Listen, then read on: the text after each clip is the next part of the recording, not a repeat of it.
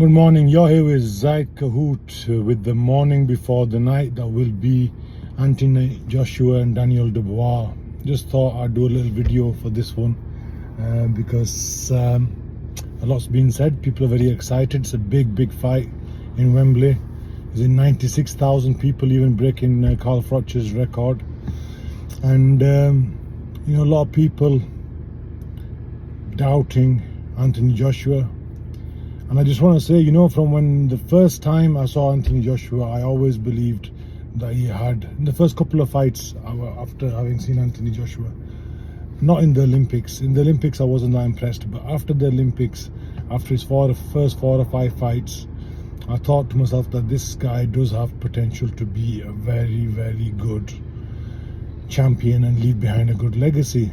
And in those days, people used to say, oh, don't be silly, what are you going to compare that to? Larry Holmes was doing this much, Mike Tyson was doing that much, Lennox Lewis did this. And I always said it's unfair to compare Anthony Joshua, who's just at the outset of his journey or starting his journey or just having become world champion after beating Charles Martin or whatever. It's unfair to compare him to greats, who've retired, because they had their journey, they had their full journey. They retired and they sealed their legacy. It's unfair to compare that to someone who's still on that journey to people who've completed that journey. So that was always my argument, and people said, no, you're off your head. Anthony Joshua, he's just like a glorified Frank Bruno, he's this, he's that, he's the other. And I always kept the faith. There were people like Ben Doherty always questioning him, always doubting him, putting him down, and so many others as well.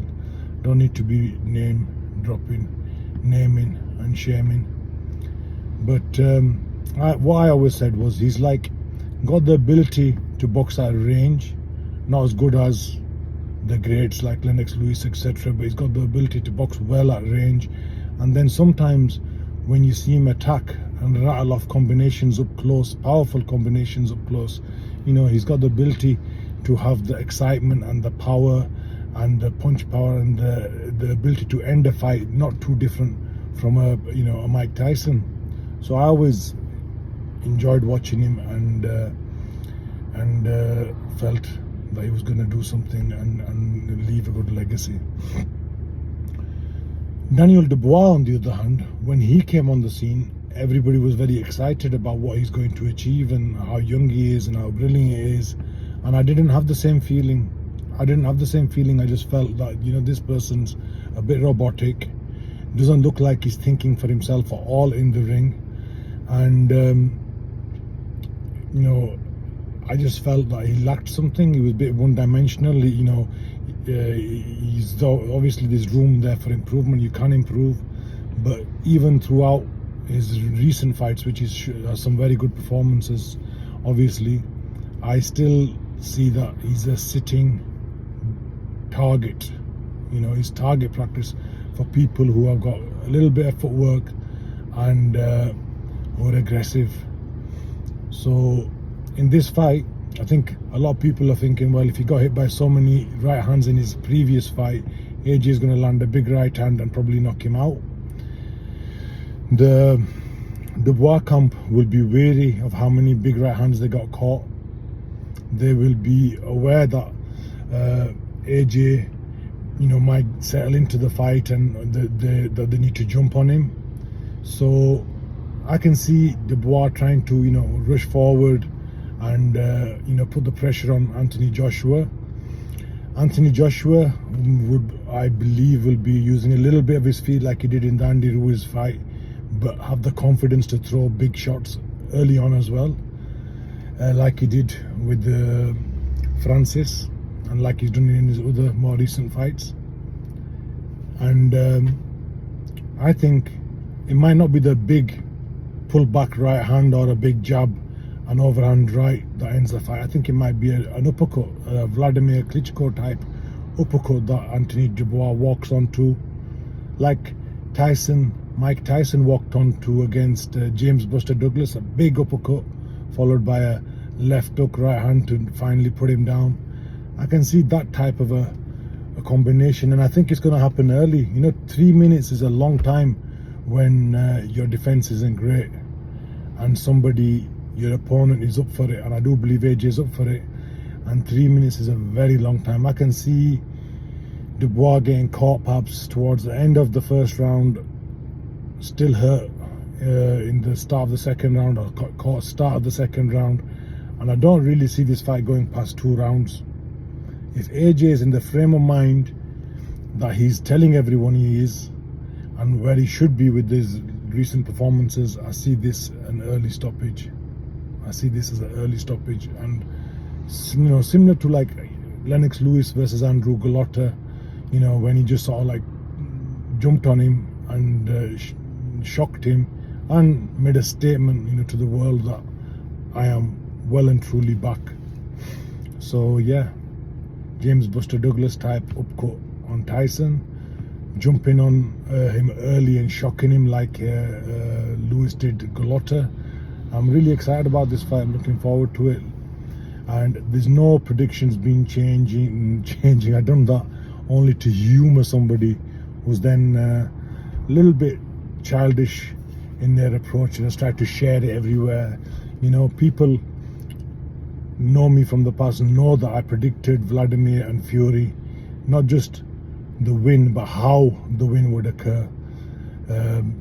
People know that when Lennox Lewis first fought Gary Mason, I declared that this guy's going to be a world champion, is going to be a star.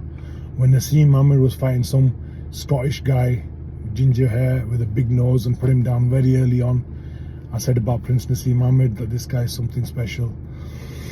And you don't say that about just everyone, I don't just say that about just everyone. There's lots of fighters that come that we see, and I didn't say about Dubois, I did say about AJ, I did say about Lewis. I always kept the faith that Fury would come back after, and that he was potentially the best of the bunch, that he only lacked real strength and conditioning. He had the heart, the determination, the guts, probably more than everybody else. But I think he's finally caught up with the Fury, and at the elitist of levels, he's been found wanting. His lack of conditioning, his lack of strength, kind of like was there for all to see when he got outmaneuvered by Usyk. AJ, on the other hand, is a perfect example of someone who does have talent, who does have heart. He might not have the most heart, he might not have the most talent, he might not be the most athletic, but he's very, very good in all those 3 areas, and is an example of someone who's just kept grinding and trying to improve, and I really believe he could end up being the best of the bunch, the last man standing. I can see him beating Dubois. I can see Tyson Fury beating Usyk in the rematch. I can see an AJ and Fury fight, and I can see the winner of that, AJ and Usyk, having a big showdown, and this time it ending differently with AJ being the last man standing. So like I've said, I've always backed AJ, not just myself, my brother Asad's always been an AJ fan. We've always backed AJ, we've always believed in him, believed in Fury as well. It's not an insult, and it's not favouring one over the other. We've been big fans of both of them, big fans of Usyk as well. But I just think, if you're going to choose, if you had to choose, who do you think is going to be the last man standing? I believe it's AJ. And just because he tries to behave like a gentleman, or most of the time, it doesn't mean he lacks heart. It doesn't mean he lacks courage. That's what some people mistake it for. He's very brave, very tenacious, and he's shown that in the fights. So thank you for listening, and enjoy the fight tonight. And no doubt you'll see me in the morning after the night that was, God willing, tomorrow.